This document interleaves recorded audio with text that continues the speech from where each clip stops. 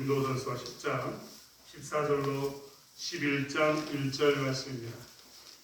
고린도전서 10장 14절로 11장 1절 말씀.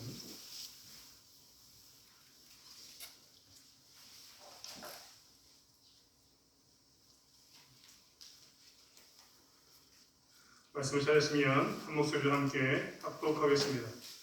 그런즉 내 사랑하는 자들아, 우상 숭배하는 일을 피하라. 나는 지혜 있는 자들에게 말함과 같이 하노니 너희는 내가 이루는 말을 스스로 판단하라. 우리가 축복하는 바 축복의 자는 그리스도의 피에 참여함이 아니며 우리가 떼는 떡은 그리스도의 몸에 참여함이 아니냐.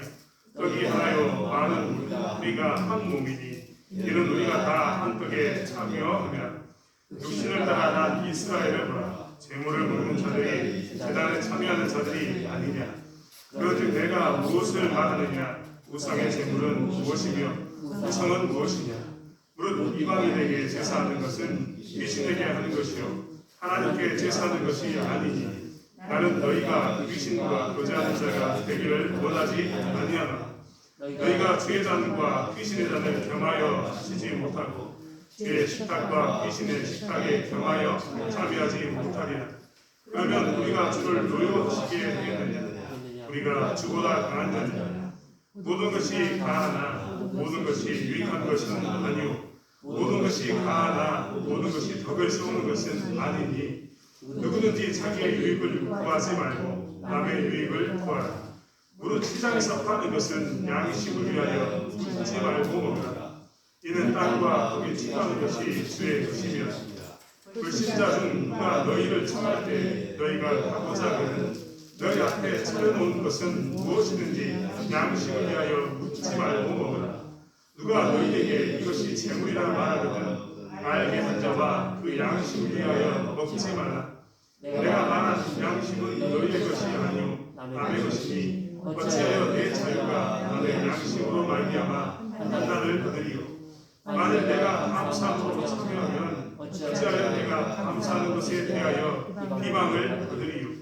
그런즉 너희가 먹든지 마시든지 무엇을 하든지 다 하나님의 영광을 위하여 하라. 유대인에게나 헬라인에게나 하나님의 교회나 거치는 자가 되지 말고 나와 같이 모든 일에 모든 사람을 기쁘게 하여 자신의 유익을 구하지 아니하고 많은 사람의 유익을 구하여 그들로 구원을 얻게 하라. 내가 그리스도를 본받는 자가 된 것 같이 너희는 나를 본받는 자가 되라. 아멘. 먼저는 수요일날을 기억하시고 모든 각지에서 모이신 여러분을 환영하고 축복합니다. 여러분 예배를 놓치지 않고 살아가는 저희들 삶, 특별히 우리의 선조들이 매 주일만 예배를 드려도 됐지만 굳이 수요일날 이렇게 모여서 예배를 드리고 기도를 했던 것을 기억해 주셨으면 좋겠습니다. 한국에 있는 교회가 수요 예배와 금요 철야 예배를 드리는 이유는 주중에 신앙의 끈을 놓치지 않고 세상이 너무나 혼탁해서 조금만 방심을 하면 세상으로 휩쓸려가는 자신들의 모습을 알기에 그것을 예방하고자 수요일과 그리고 금요일날 기도회로 모였습니다. 그렇기 때문에 우리는 다시 한번 기억하면서 우리의 신앙도 이 수요일날과 또 이렇게 주일날 그리고 매일매일 새벽 기도를 통해서 잘 점검하시고 신앙을 세워가는 저와 여러분이 되길 원합니다. 우리는 살아오면서 예수 그리스도를 만났습니다. 아마 예수 그리스도를 만났다라고 이야기하면 나는 눈으로 본 적이 없다라고 이야기할지도 모릅니다. 하지만 늘 말씀드립니다만 사람을 만났다는 것은 눈으로만 만나는 게 절대 아닙니다. 그렇지 않습니까? 우리는 미국에 있는 사람이나 혹은 영국에 있는 사람이나 혹은 중국에 있는 사람이나 전화를 통해서 만나기도 합니다. 그 말은 무엇입니까? 소리를 통해서도 사람이 있구나라는 것을 알고 만나기도 한다는 겁니다. 진짜 만나는 것은 그러나 눈으로 만나는 것, 소리로 만나는 것, 내 느낌으로 만나는 것 이것이 진짜 만남이 아니라 진짜 만남은 뭐냐면 마음으로 만나는 겁니다. 마음으로 만나는 것. 사랑하면 마음이 아픕니다. 사랑하면 눈물이 납니다. 왜일까요? 내 마음으로 그 사람을 만나고 있기 때문입니다. 비록 보지 못해도 소리를 듣지 못해도 느끼지 못해도 그 사람이 있다는 것만으로도 마음이 아프고 짠하고 그렇습니다. 아마 여기 계신 우리 집사님, 권사님들 자녀분들을 다 보내셨을 텐데 자식들 생각하면 전화 받지 않아도 손가락 아프듯이 아플 겁니다. 그게 무엇이냐면 마음으로 만나는 경우입니다. 그렇기 때문에 하나님께서는 마음이 청결한 자를 찾으시고 마음으로 하나님과 만나는 것을 항상 말씀하셨습니다. 그도 그럴 것이 말씀드린 바와 같이 만약 눈으로 하나님을 만난다 그러면 눈이 안 보이는 사람은 어떻게 만나겠습니까? 저도 지금 안경을 썼다 벗었다 하는데 안경을 쓴 이유는 멀리 있는 것을 깨끗하게 보려고 하는 거고 벗은 이유는 습이 차가지고 잘 안 보이면 불편하니까 벗습니다. 근데 눈이 안 좋은 사람은 그러면 하나님을 못 만나는 겁니까? 그럼 소리가 안 들리는 사람은 잘 안 들리는 사람은 하나님을 못 만나는 겁니까? 그렇지 않습니다. 그래서 하나님께서는 눈으로 만난다 이야기하지 아니하시고 소리로 만난다 혹은 이 만지는 것으로 만난다 이렇게 이야기하지 않으시고 항상 마음으로 만난다. 특별히 말씀은 하나님의 감동으로 된 것이다 라고 이야기하면서 그것 또한 감동, 즉 내 마음으로 움직인다 라고 이야기하고 늘 마음으로 만나는 것을 이야기하고 있습니다. 우리가 하나님을 지금 볼 수 있습니까? 못 봅니까? 못 보죠. 근데 하나님이 계십니까? 안 계십니까? 어떻게 하세요? 만났으니까 그런 거죠. 만났으니까. 우리가 이렇게 하나님을 만나면요 우리의 삶이 바뀝니다. 그래서 교회 다니면서 내가 내 눈으로 보이면 믿겠습니다 라고 이야기하는 사람들도 마음으로 하나님 만나면요 예수님이 십자가에 못 박히신 그 사건을 알고 얼마나 나를 사랑하는지를 알고 그 은혜를 알면 어떻게 됩니까? 바뀝니다. 아니까요. 만났으니까. 내가 있다는 것을 분명히 알았는데 다른 사람에 가서 못 전하겠습니까? 계신다니까? 하고 소리를 치면서 우리는 전하게 될 겁니다.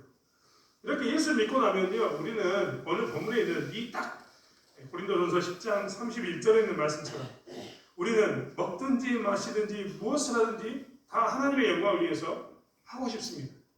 왜냐하면 내가 만났거든요. 그전에는 하나님이 어딨냐? 라고 이야기했는데 내가 예수님을 통해서 하나님을 만났고 하나님 은혜를 알았습니다. 그러니까 그때부터는 내 삶이 바뀌어서 어떻게 된다고요? 할 수만 있다면 먹든지 마시든지 무엇을 하든지 다 하나님의 영광을 위해서 합니다. 그래서 그전에는 밥 먹을 때 기도도 안 했는데요. 이제 밥 먹을 때 기도합니다.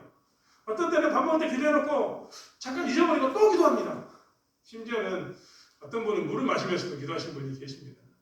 무슨 일 할 때마다 교회는 모여서 일 시작하기 전에 기도하고 끝나면 기도하고 이런 일이 되는데 이것은 다 뭐 때문이냐? 하나님의 영광을 위해서 살고자 하는 마음 때문입니다. 그래서 나도 모르는 사이에 아침이면 하나님 감사합니다 라고 시작하고 저녁에 침대에 누울 때면 하나님 감사합니다 라고 마무리합니다. 밥을 먹을 때도 감사하고 사람을 만날 때도 감사. 모든 것이 감사하죠. 그리고 할 수만 있다면 내가 내 편한 대로 살고 싶은 게 아니라 하나님의 영광을 위해서 열심히 막 살고 싶습니다. 나는 아무것도 할 수 없다라고 생각하면 그 할 수 없다라고 포기하는 게 아니라 무엇으로 영광을 돌려볼까? 무엇으로 진짜 하나님께 영광을 돌려볼까 고민하면서 우리는 안간힘을 쓰게 됩니다.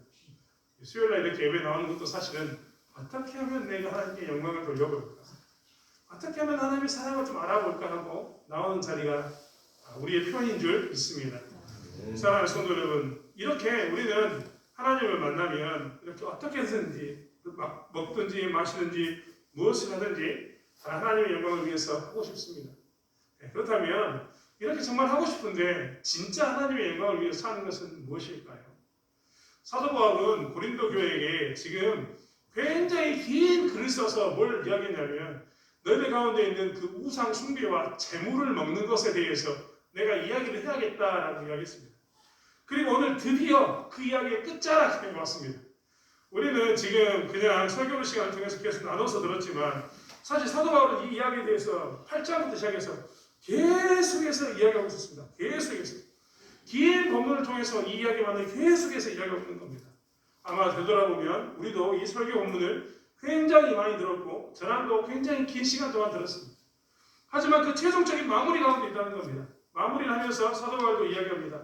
너희가 먹든지 마시든지 무엇을 하든지 다 하나님의 영광을 위해서 하길 원한다라고 말합니다.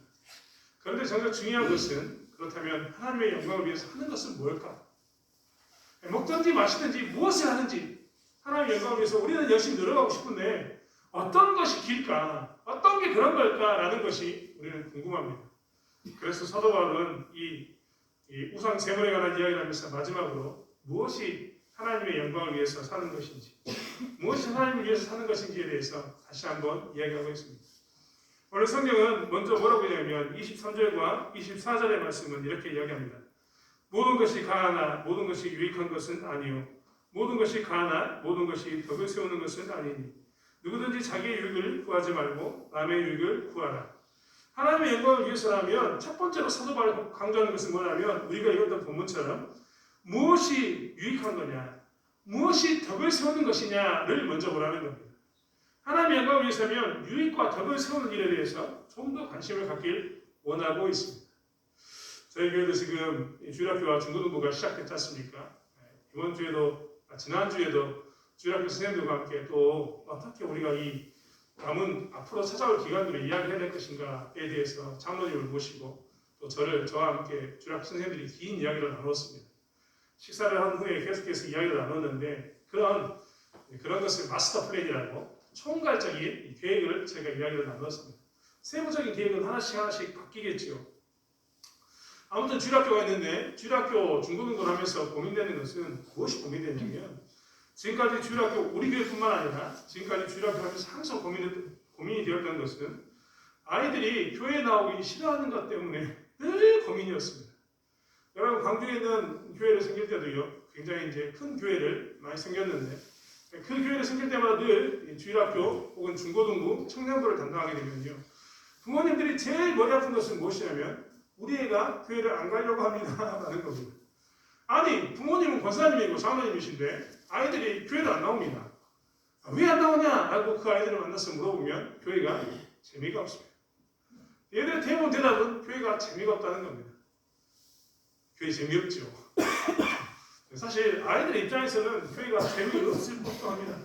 그러고 보면 우리 교회 중고등부 아이들은 잘 참고 예배드리고 있습니다. 아무튼 이렇게 재미없다라고 이야기 들을 때마다 드는 생각은 그렇다면 교회를 좀 재밌게 해야 되나? 중고등부를 재밌게 해야 되나? 어떻게 하면 좀 재밌게 할까? 고리타분하다고 이야기하는 그 중고등부 아이들에게 교회는 절대 고리타분한 곳이 아니야 라는 것을 어떻게 좀 드러내고 싶을까라고 하는 생각이 듭니다. 반면에 또 한편으로는 이런 생각이 듭니다. 아니 교회가 아무리 고리타분하게 느껴지더라도 예배는 포기할 수가 없다. 물론 그렇지 않습니까? 우리가 그 아이들에게 재미있는 것을 보여주려면 차라리 이 설교 시간에 뭘 하면 좋냐면 유치부 아이들이라면 뽀로로를 틀어주거나 아니면 유튜브 하나 틀어주면 애들은 집중력이 정말 좋습니다. 여러분 보셨나요? 저희 교회 아이들도 핸드폰 틀어주면 그거 보고 그거에 푹 빠져 삽니다. 만약 재미만을 이야기한다면 그런 거 틀어주고 이 애니메이션이나 영화 틀어주고 애들 프로그램 틀어주고 말지 우리가 무슨 다른 일을 하겠습니까? 우리 교회는 아이들에게 그런 애니메이션을 통해서 이렇게 재미를 주는 그런 것만은 또 아니지 않습니까? 그래서 고민이 되는 겁니다. 아이들은 아이들대로 어른들은 어른들대로 생각을 가지고 있는데 아이들이 재미없다고 얘기할 때마다 고민되는 것은 그렇다고 재미만을 줄 것인가? 아니면 예배를 포기할 것인가? 수많은 이야기 가운데 빠지게 된다는 겁니다. 이 모든 것들이 무엇이냐면 사실 아이들에 관한 이야기입니다. 그런데 이 아이들에 관한 이야기, 애들이 재미없다, 그래서 교회 안 간다.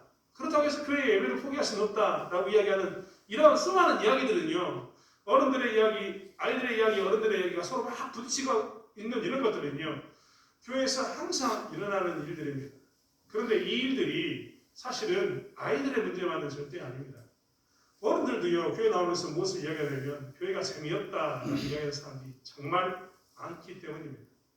교회 가면 왜 재미없냐라고 물어보면 뭐는 해라, 뭐는 하지 마라 이 말이 너무 많다는 겁니다. 하라는 것도 재미가 없고 하지 말라는 것도 재미가 없고 내가 하기 싫은 것은 하라고 해서 재미가 없고 내가 하고 싶은 것은 하지 말라고 해서 재미가 없다라고 얘기하는 사람들이 너무나 많습니다. 그러면서 그들은 반문합니다. 아니 하나님께서 우리에게 자유도 주셨고 자유의지도 주신 게 아니냐. 내가 이 일을 좀 하면 안 되냐. 내가 저 일도 좀 하면 안 되냐. 왜 하기 싫은 일은 하라 그러고 하고 싶은 일은 하지 말라고 하냐. 이런 이야기를 너무 많이 듣습니다. 그렇기 때문에 교회 안 나오겠다고 재미없다고 이야기하는 사람도 정말 많다는 겁니다. 사도 바울도 이야기하고 있습니다. 너희들 가운데 너희들 자유의지를 통해서 할 수 있는 일이 많다는 것은 안다라고 사도 바울도 이야기합니다. 그 이야기가 모든 것이 가하다라는 뜻입니다. 모든 것이 가하다. 모든 것은 니들이 할 수 있다. 니들이 능히 그 일들을 행할 수 있다라는 이야기입니다. 너희들이 맘만 먹으면 뭘 못하겠냐? 가서 뭐든지 할 수 있다. 우상 숭배의 재물에 관한 이야기를 본다면 너희들은 할 수 있다는 겁니다. 뭘 할 수 있습니까? 먹을 수도 있고 먹지 않을 수도 있고 니들 마음대로 할 수 있다라는 이야기입니다. 하지만 사도 바울이 하는 이야기는 모든 것이 강하나 모든 것이 유익한 것은 아니고 모든 것이 강하나 모든 것이 덕을 세우는 것은 아니다라고 이야기합니다. 사도 바울이 하는 요점은 무엇이냐면 너희들이 앞으로 행할 수 있는 일들 많은 것 안다. 선택할 수 있는 것도 많은 것도 안다. 너희들이 모든 것을 다 할 수 있는 것도 안다. 그런데 너희들이 원하는 것만을 다 하는 것이 과연 좋은 거냐? 좀 전에 말씀드렸던 것처럼 주일학교나 중고등부 아이들이 교회가 재미없다고 이야기하면 재밌는 것을 막 들어주는 것만이 교회를 세우는 것이냐? 그렇지 않습니까? 어른들이 교회가 재미없다고 이야기하면 다 허용하면서 마음대로 하세요! 라고 이야기하는 것이 정말 교회를 세우는 것이냐? 이것을 이야기하고 있는 겁니다. 사도 바울은 그래서 이야기합니다. 니들이 모든 것을 할 수 있으나 그렇다면 한번 생각해 봐라. 그 모든 것을 할 수 있는 자유가 재미를 추구한다면 재미만 주는 그것이 하고 싶다는 것을 하라고만 하는 것이 과연 교회를 세우는 거냐? 그렇게 하면 교회가 좋아지냐? 재밌는 것 많이 들어주면 애들이 많이 모여서 정말 그 아이들이 교회에서 바글바글 하면서 주일학교와 중고등부가 잘 되냐? 정말 하라는 것 니들 마음대로 하라고 이야기하면 동네 사람들이 다 모여서 어른들이 바글바글 모이는 그런 교회가 되냐? 아니 그렇게 자기 재미만을 위해서 산다면 자기가 원하는 것만 한다면 그것은 과연 교회이냐라고 묻습니다. 교회는 재미를 위해서 나오는 것은 절대 아닙니다. 교회는 내가 어디까지 할 수 있는가를 확인하기 위해서 나오는 것이 절대 아닙니다. 교회는 내가 할 수 있는 것을 누리기 위해서 나오는 것이 절대 교회가 아닙니다. 교회는 좀 전에 사도 바울이 이야기한 것처럼 무엇을 하는 것? 유익을 추구하는 것, 그리고 덕을 세우는 것에 있습니다. 유익을 추구한다 이 말을 한번 생각해 보십시오. 유익, 무언가 이익이 남는 것. 남는 장사를 하는 것은 사람에 관한 부분인데요. 유익이라는 것은 나와 너에 해당하는 말입니다. 나에게 유익이 있다, 너에게 유익이 있다. 이렇게 우리는 나에게 유익이 있는가, 너에게 유익이 있는가라는 것으로 구분합니다. 즉, 자신의 유익을 구하거나 타인의 유익을 구하는 두 종류가 뭐냐면 유익입니다. 그렇게 모든 것을 행하면 나에게 유익한가? 모든 것을 행하면 그에게 유익한가? 이것을 따져볼 수 있다는 겁니다. 그래서 유익한 것을 세우는 것이 뭐라고요? 교회를 세우는 것이다 라고 이야기합니다. 사도 바울은 또 뭐라고 이야기하냐면 모든 것이 다 가하지만 덕을 세우는 것이다 라고 이야기합니다. 덕을 세운다는 것은 무엇일까요? 우리가 말하는 착한 일을 한다, 행한다 이런 의미가 들어있지만 사실은 좀 더 넓게 뭐라고 이야기하냐면 교회를 세워나가고 세상과 교회에 연약한 사람들, 아직 예수 안 믿는 사람이거나 예수 이제 막 믿는 사람들, 그 연약한 사람들에게 좋은 모습, 좋은 선례를 보여주는 게 뭐냐? 덕이다라고 이야기합니다. 부모가 자식에게 덕을 보이는 방법은 무엇일까요? 부모가 좋은 촛대가 되는 겁니다. 부모가 말하는 거나 행동하는 것에서 좋은 본을 보이면 그것은 부모가 자녀에게 덕을 세우는 겁니다. 대통령이 백성에게 덕을 세우는 것은 무엇일까요? 대통령이 먼저 솔선수범해서 그 일들을 잘 감당해내는 것.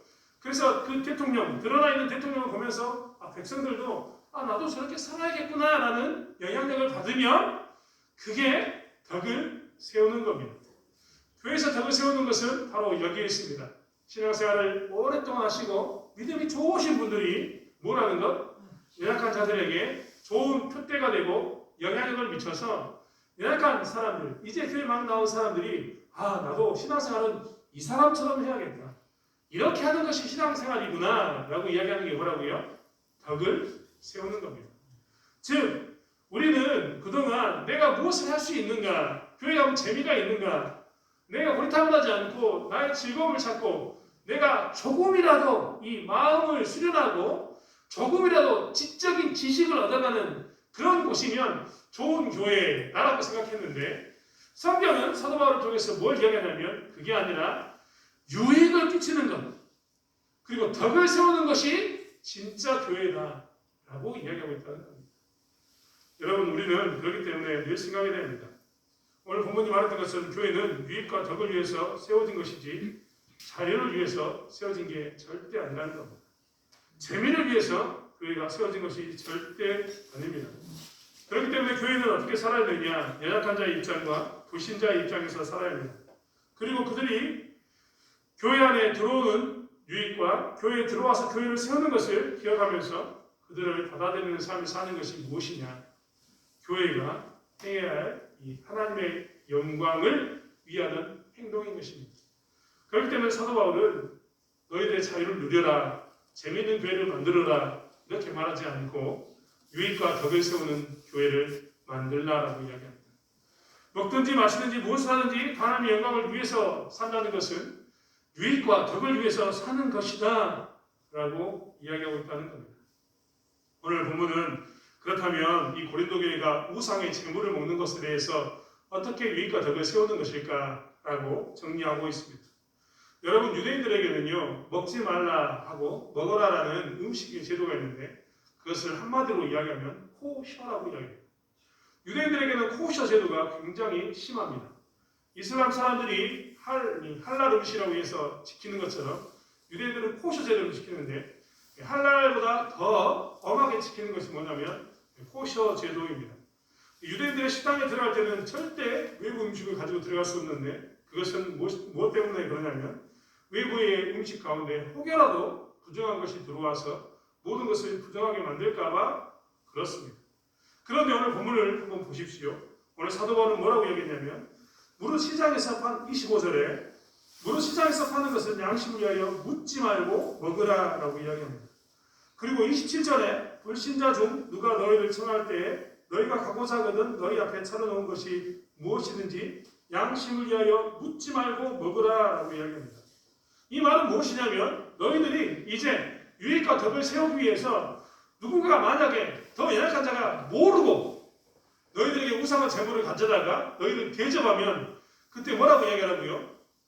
누가 이 우상 숭배의 재물을 가져왔습니까? 회개하십시오. 이런 게 아니라 묻지 말고 어떻게 하라고요? 먹으라라는 이야기를 하고 있습니다. 그런데 반면에 28절에 누가 너희 이것을 재물이라 말하거든 알게 하는 자와 그 양심을 위하여 먹지 말라라고 이야기합니다. 그런데 만약에 그 음식을 줬던 사람이 이거 제가 저 신전에서 나온 고기를 사와서 지금 대접하는 겁니다 라고 이야기하면 어떻게 하라고요? 그때는 먹지 말라라는 이야기입니다. 여러분 한번 생각해 보십시오. 처음 간 믿은 사람이 예수서 준비한 음식이 있었습니다. 정말 자기는 자기 집에 있는 제일 좋은 것을 가져다 예수 믿는 사람에게 공개한다고 이렇게 같이 교제 가운데 내놓았는데 그게 필이면 사과가 절반쯤 나가 있는 제사상에 들어있는 음식이었습니다. 먹어야 될까요? 말아야 될까요? 우리는 그럴 때마다 나는 예수 믿으니까 안 먹어! 하고 이야기할 수도 있습니다. 하지만 성경은 연약한 사람이 정말 정성으로 너희들을 대접하고 부디 모르는 가운데 너희들을 대접했다면 그것을 묻지 말고 먹어라 라고 이야기하는 겁니다. 왜요? 그 마음, 그 연약한 자가 교회 다니는 사람을 대접하고 섬기는 그 마음을 받아서 훗날 시간이 되면 그에게 이제 양육하겠지요. 하지만 지금은 어떻게 하라고요? 그의 마음을 상하지 않도록 하라라는 이야기입니다. 모르니까, 그 사람은 모르니까 그렇게 하라라고 이야기합니다. 여러분 꼭 잊지 마셔야 됩니다. 훗날 교육을 받으면 성장하면 이런 일은 절대 없을 겁니다. 하지만 아직 모르는 사람이 그러면 그러는 겁니다. 그런데 그냥 혹이라도 모르는 가운데서라도 이야기하면 어떻게 하라고요? 그때는 가르쳐라. 그리고 먹지 말라라고 성경은 이야기하고 있습니다. 이게 다 무엇에 있냐면 먹을 수도 있고 먹지 않을 수도 있고 두 사람들은 지금 고린도 교회는 먹어야 되냐 말아야 되냐로 싸우고 있는데 사도 바울은 무엇을 이야기하고 있냐면 먹을 수도 있고 먹지 않을 수도 있는 모든 것이 강한 상태이지만 무엇을 위해서? 그 사람의 신앙을 위해서 그리고 교회를 세우는 그것을 위해서 뭐라고요? 그 일에 대해서 너희들이 먹든지 마시든지 무엇을 하든지 이 유익과 덕을 세우는 일에 너희들이 힘쓰기를 원한다 라고 이야기하고 있는 겁니다. 두 번째로 이야기하는 것은 우상 숭배와 교제를 구분하는 것이 먹든지 마시든지 무엇을 하든지 다 하나님께 영광을 위하여 하는 것이다 라고 이야기합니다. 사도 바울은 14절부터 그런즉 내 사랑하는 자들아 우상 숭배하는 일을 피하라 라고 이야기합니다. 여러분 우리는 우상을 숭배해야 됩니까? 숭배하지 않아야 됩니까? 우상 숭배하면 절대 안 됩니다. 이제는 지금 많이 사라졌습니다만 예전에는 마을 단위로 나무에 금줄을 걸고 돌에 소원을 비는 그런 일이 많았습니다. 소위 말하는 단골레와 구슬하는 마을에 다들 금줄 하나씩 걸어놓고 섬기는 나무들이 있었고 돌들이 있었던 게 사실입니다. 그때 만약에 마을 때 예수 믿는다고 안 나가면 어떻게 되느냐? 죄송합니다. 편에서 욕 죽도록 얻어먹습니다. 왜 얻어먹습니까? 네가 안 와가지고 우리 마을이 부정탄다. 이런 욕 정말 많이 얻어먹었거든요. 그래서 사람들은 눈치를 보면서 그렇게 섬기기도 했습니다. 동참하기도 했죠. 하지만 우리는 예수를 믿는 순간 어떻게 해야 됩니까? 우상 숭배하는 일은 피해야 합니다. 그 일은 동참해서는 절대 안 되는 겁니다. 해서는 안 됩니다. 하지만 우리가 정말 조심해야 될 게 여기에 나타납니다. 그것은 무엇이냐면 우상 숭배하는 것과 우상을 숭배하는 사람을 구분하지 못하는 일이 우리 가운데 나타나는 것입니다. 네, 여러분 오해하지 마시고 잘 들어보십시오. 우상 숭배하는 것은 나쁜 일입니다. 예를 들면 마을에서 우리 마을 사람 중에 누군가가 금줄을 거는 금줄을 걸고 그 나무에 구슬하고 소위 말하는 제사를 지는 일을 했습니다. 그러면 우리는 거기에는 피해야 되지만 그렇다고 해서 마을 사람들이 거기에 동참했다고 누구 댁은 거기에 동참했지 나하고 같이 못 놀겠네 이러면 된다고요 안 된다고요? 그것은 안 됩니다. 그것을 잘 구분해야 한다는 겁니다. 우리는 대부분 다 우상 숭배하는 것과 교회에서 말하는 교제, 즉 사람을 사귀는 것 사이에서 큰 착각을 하고 있습니다. 마을에서 예수 믿는 사람끼리 잘 뭉쳐야 합니다. 좋은 겁니다. 마을끼리 예배도 드리고 마을 안에서 서로 떡도 나누고 음식도 나누고 정말 좋습니다. 하셔야 됩니다. 그리고 마을 사람들이 잘 뭉쳐서 우상 숭배하는 자리에 들어가면 될까 안 될까요? 안 됩니다. 예수 믿는 사람들이 우상 숭배하는 자리를 피해야 합니다. 하지만 그리고 난 후에 혹여라도 내가 속한 마을에서 예수 믿는 사람이 아닌 다른 사람이 우상을 숭배하는 자리에 나갔고 그 음식을 동참했고 여러 가지 일을 행했습니다. 그런데 그 사람이 우리 집에 들어와서 나와 함께 이야기를 하기를 원하고 나와 함께 음식을 먹기를 원합니다. 그러면 우리는 그때 어떻게 해야 되느냐? 그 사람들을 받아들여야 되는 것입니다. 우상 숭배와 교제하는 것을 좀 구분해야 된다는 겁니다. 여러분 직장에서도 마찬가지입니다. 내가 직장을 다니는데 나는 예수 잘 믿기 위해서 예수를 섬기고 있는데 내 주변에 있는 사람들이 이단을 섬기는 이단입니다.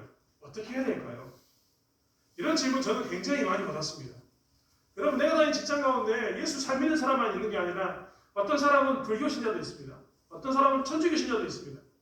이런 사람은 그래도 괜찮아요. 딱 구분돼 버리니까. 그런데 어떤 사람은 교회 다닌다고 이야기하는데 신천지도 있고 교회 다닌다고 이야기하는데 여호와 증인도 있고 교회 다닌다고 이야기하는데 정말 다양한 이단들이 교회 다닌다고 이야기하면서 우리 옆에 이야기합니다. 사람들은 구분하지 못하니까 저 사람도 교회 다니는데 라고 이야기하지만 그 사람은 우리가 섞일 수 없는 이단입니다. 그럼 그럴 때 어떻게 해야 됩니까? 직장에서 그 사람과 말도 하지 않아야 될까요? 밥도 같이 먹으면 안 될까요? 회식의 자리도 같이 있으면 안 될까요? 이때 우리는 잘 구분해야 된다는 겁니다. 우리는 대부분 다 우상숭배와 교제를 구분해서 생각해야 되는데 이것을 놓치게 됩니다. 그래서 어떤 때는 우상숭배하는 사람들에 대해서 무조건 대적하면서 저리 가라! 마치 우리가 부담대 가면 너 때문에 굿이 안 된다! 너는 가라! 라고 하는 음성을 들은 것처럼 우리도 뭐라고 얘기하냐면 너는 예수 안 믿잖아! 가라! 라고 이야기하기가 너무나 쉽습니다. 하지만 그때 우리는 지혜를 발휘해야 되는 겁니다. 여러분 우리는 예수 그리스도를 믿는 이 예수의 믿음에 대해서 늘 생각해 봐야 합니다. 과거에요. 구약의 시대에는 부정한 것이 정한 것을 맞으면 어떻게 된다고요? 정한 것도 부정하게 됐습니다. 그래서 부정한 것들, 부정한 사람들, 이 사람들은요, 자기들이 부정하다고 이야기하고 다녀야 됩니다. 만약 예를 들면 혈루증 걸린 여자라면 뭐라고 이야기됩니까? 나 혈루증 걸렸습니다. 나는 부정합니다. 나를 만지면 당신도 부정하니까 내 옆에 오지 마십시오라고 이야기했어야 했습니다.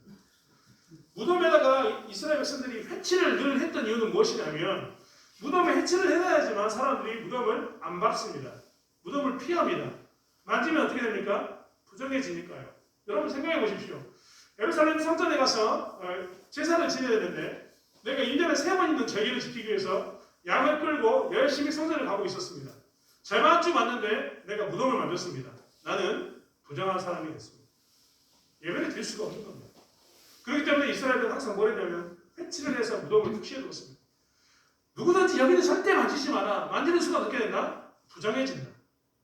이게 보통 이스라엘의 모습이었습니다. 그래서 부정한 것이 정한 것을 만지면 정한 것도 부정해진다라고 이야기했습니다. 하지만 예수의 이름은 안 그렇습니다. 여러분, 우리는 혈루증 걸린 여인에 대해서 이미 봤지 않습니까? 이 혈루증 걸린 여인은 성경에 말하면 부정한 사람, 부정한 여인입니다. 그런데 그가 누구를 만졌습니까? 정결한 예수님을 만졌습니다. 예수님이 부정해졌습니까? 여인이 깨끗해졌습니까? 그렇죠. 여인이 깨끗해졌습니다. 우리가 착각해서는 안 되는 게 뭐냐면 예수의 이름, 우리가 알고 있는 이 예수의 이름은 모든 부정한 것을 깨끗게 만듭니다. 우리가 예수 이름으로 우리가 함께 거하면서 두세 사람이 모여서 예수 이름을 붙들고 기도하고 예수 이름을 찬양하고 있는 그 자리는 예수의 이름 때문에 정한 자리가 됩니다. 우리 때문이 아닙니다. 예수의 능력, 예수의 이름 때문에 정한 자리가 된 거죠. 그 안에 부정한 우상을 숭배하는 사람이 왔습니다. 어떻게 될까요? 우리가 부정해질까요? 그가 깨끗해질까요? 어렵습니까? 우리가 부정해질까요? 그가 깨끗해질까요? 우리가 깨끗하기 때문에 그가 깨끗하게 됩니다. 우리가 있는 예수 이름을 그가 알면 그 또한 어떻게 된다고요? 우상을 떠나게 됩니다. 여러분, 그렇기 때문에 우리는 무엇을 해야 되냐면 그가 우상 숭배하는 것은 잘못되었기 때문에 그걸 피해야 되지만 우상 숭배했던 그 사람이 우리 가운데 오면 우리는 어떻게 한다고요? 그에게 예수 믿는 사람이 어떻게 사는 것인지 무엇이 참된 예수 믿는 것인지를 보여야 하는 겁니다. 그러면 그 사람이 어떻게 된다고요? 예수를 믿게 됩니다. 성경은 곳곳에 이야기합니다. 여인들에게도 이야기하면서 뭐라고 이야기하냐면 여인들아, 혹여라도 예수 믿는 여인들에게 혹여라도 너희들의 그 행위가 믿지 않는 너희 남편을 구원할 줄을 알겠느냐? 이야기합니다. 그 말은 무엇입니까? 예수 그리스도의 정한 이름을 붙들고 있는 그 일을 통해서 누가 구원받을 거다? 남편이, 믿지 않는 남편이 구원받을 수 있다라는 겁니다. 우리가 전도할 때도 마찬가지였다니까요. 권사님, 집사님 한번 생각해 보세요. 여러분의 가정에 처음 예수 믿었던 사람 누굽니까? 그 사람 때문에 모든 식구들이 예수 믿었습니다. 안 그렇습니까? 처음에는 박해를 받고 처음에는 욕도도 먹고 일이 바빠 죽겠는데 교회 간다고 구박도 받고 그랬지만 훗날 어떻게 바뀌던가요? 예수 이름을 붙들면 그 예수 이름이 가정을 변화시키고 예수 이름이 주변을 변화시켜서 그 사람들도 예수 믿게 만들었습니다. 그렇다면 모든 것, 즉 먹든지 마시든지 무엇을 하든지 다 하나님의 영광을 위해 사는 삶을 살려면 무엇을 해야 되냐면 우상 숭배와 거절하는 것을 구분해서 어떻게 해야 된다고요? 안 믿는 사람도 우리 가운데 들어오면 우리는 그때 뭐라고 얘기하냐면 사단아 물러가라 이렇게 아니라 뭐라고 얘기한다고요? 예수 이름으로 기도하고 예수의 말씀을 가지고 살고 진짜 신자의 모습을 드러내므로 인해서 그 예수의 이름의 능력을 누구에게 흘려보내야 되는 겁니까? 그들에게 흘려보내는 겁니다. 그렇기 때문에 그들이 우리 가운데 들어오면 우리는 어떻게 해야 되는 거예요? 할 수 있으면 우리가 받아들이면 됩니다. 대신 조심해야겠죠. 그들의 미혹하는 영에 대해서 조심해야 되고 그들이 미혹하는 것에 대해서 조심해야 합니다. 어떤 때는 그들이 진짜로 돌아올 마음이 없으면 우리는 그들을 내보내야 합니다. 내보낼 때도 우리는 오지 말라라고 하는 이야기할 때도 뭘 가지고 이야기하냐면 예수 이름으로 내보냅니다. 그 말은 무엇이냐면 나는 예수 이름으로 부득불 너를 내보내니까 네가 제발 좀 돌아왔으면 좋겠다. 예수 이름으로 네가 좀 들어왔으면 좋겠다라고 내보내는 겁니다. 그렇기 때문에 모든 일에 대해서 하나님의 영광을 하려면 우상 숭배와 교제를 구분하는 것을 꼭 구분해야 되는 겁니다. 사도 바울이 하는 것도 그렇습니다. 우상 숭배하지 말라라고 이야기하지만 그러면서 뭐 나중에 무엇을 이야기합니까? 묻지도 말고 먹어라. 그들과 함께 나는 교제 가운데서 연약함을 받아들이고 포용할 것을 이야기하고 있다는 겁니다. 시간이 다 되었지만 마지막으로 하나만 더 이야기하겠습니다. 우리는 먹든지 마시든지 무엇을 하든지 다 하나님의 영광을 위해서 하라라는 이 말을 지키기 위해서 사도 바울처럼 고백하고 살아야 합니다. 11장 1절은 우리가 지난 주일날 이야기했던 것처럼 내가 그리스도를 본받는 자가 된 것 같이 너희는 나를 본받는 자가 되라라고 이야기합니다. 많은 사람들이 착각합니다. 사도 바울이 완벽한 인간에 가깝기 때문에 이런 말을 했다라고 착각합니다. 하지만 사도 바울은 완벽한 인간이 아닙니다. 그는 내가 그리스도를 본받는 자가 된 것 같이 너희는 나를 본받는 자가 되라라고 이야기합니다. 무엇을 본받으라고 이야기하냐면 내가 하나님에 대해서 얼마나 열심을 가지고 나가고 있는가, 내가 언짢아서가 아닙니다. 그도 화내기도 했고, 그도 분노하기도 했고, 그도 눈물을 흘리고 인간적인 면모가 너무나 많았습니다. 하지만 그는 뭐 했습니까? 자기의 생명을 내어놓고 어디를 향해 가로막지했습니까? 어떻게 하면 내가 그리스도를 본받는 자가 될까? 어떻게 하면 그리스도께서 나에게 주신 은혜를 조금이라도 갚아볼까 하고 그는 목숨을 걸고 마지막까지 십자가를 향해서 가로막지했습니다. 그것을 사도 바울은 본받으라라고 이야기한 겁니다. 즉 하나님의 영광을 위해서 먹든지 마시든지 무엇을 하든지 다 하는 삶을 살려면 우리는 무엇을 해야 되느냐? 그리스도를 본받는 자, 이 그리스도를 본받는 자의 삶을 살아야 되는 겁니다. 일을 할 때마다 하나님의 은혜를 생각해 봐야 되는 겁니다. 여러분 곰곰이 생각해 보면 우리 삶 가운데 부딪히는 수많은 어려움 가운데서 내가 하나님을 바라보는 것이 얼마나 어렵습니까? 그렇지 않습니까? 우리가 지난번에 봤던 것처럼 고린도전서 10장 1절은 뭐라고 했냐면 형제들아 나는 너희가 알지 못하기를 원하지 아니하노니 우리 조상들이 다 구름 아래 있고 바다 가운데로 지나며 라고 표현합니다. 너희가 알지 못하기를 원치 않다라는 말은 무엇이냐면 지금 하는 이야기는 너희들에게는 어려운 이야기가 될 수도 있어 라는 말이라고 이야기했습니다. 설명이 얼마나 구구절절이 어렵겠습니까? 사도 바울이 최대한 편하게 설명한다고 해도 이 고린도 사람들에게는 어색한 것이 될 수도 있습니다. 하지만 그 알아듣기를 원하는 그 끝자락에 무엇이 있었냐면 나는 지금도 하나님을 본받기 위해서 그리스도를 본받기 위해서 십자가를 향해서 나아가고 있어. 나는 지금도 이방 땅이라고 얘기했던 너희 고린도 교회에서 기도하고 있고 지금도 애쓰고 있고 간장이 쓸개가 탄 것처럼 내가 너희들 위해서 모든 것을 바치고 있어 라고 고백합니다. 사실 이것이 무엇이냐면 하나님의 영광을 위해서 하는 일입니다. 우리도 우리의 삶 가운데서 사실은 하지 말라 하라는 이런 율법적인 일만 쫓아가는 것이 아니라 우리가 그리스도의 마음을 품고 살아가기 원합니다. 내가 내 일을 하면서 내 직분을 감당하면서 예배에 나오면서 나는 그리스도를 본받고 있는지 나는 이 삶을 통해서 나는 진짜 하나님을 따라서 그 예수님께서 내게 주신 은혜를 갖고자 노력하고 있는지를 살펴보아야 되는 것입니다.